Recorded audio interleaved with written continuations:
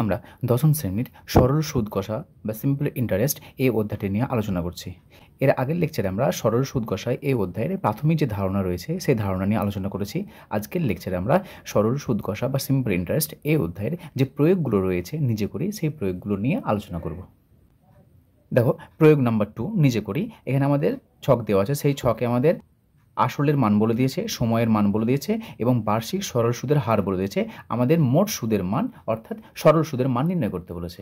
এই প্রয়োগ নাম্বার 2 এর সমাধান করব।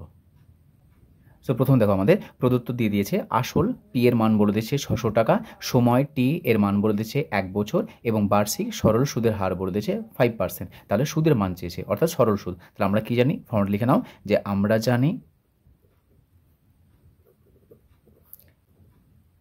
সরল সুদ সমান কত হয়, P into R into T by 100।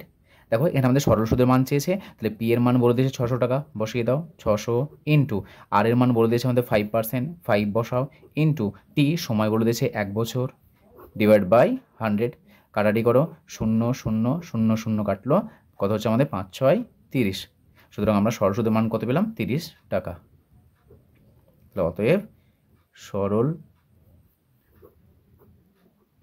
নির্ণেয় সরল সুদ সমান 30 টাকা।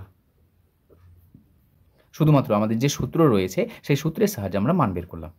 পরবর্তী পর্ব দেখো, সেকেন্ড আমরা কি বলে দিয়েছে, আসলে মান বলে দিয়েছে 1800 টাকা, সময় বলে দিয়েছে 1 বছর এবং বার্ষিক সরল সুদের হার বলে দিয়েছে 4.12%। আমাদের সুদের মান চেয়েছে, তাহলে আমরা জানি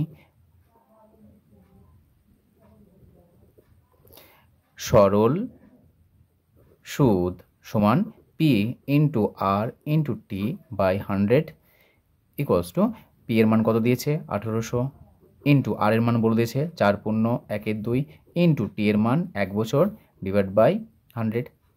0 0 0 0 কাটলো, 18 ইন্টু এটা 15 টাকা ভেঙে দাও, 4 2 8 একে 9, 9 এর 2, নিচে 1 আছে উপরে 1 আছে, সেটা কেটে যাচ্ছে, 9 2 18, 9 9 81। তাহলে কত পেলাম আমরা, সরল সুদ পেলাম 81 টাকা।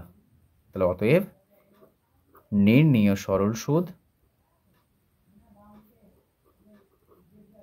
ইকুয়ালস টু 81 রুপিস, 81 টাকা।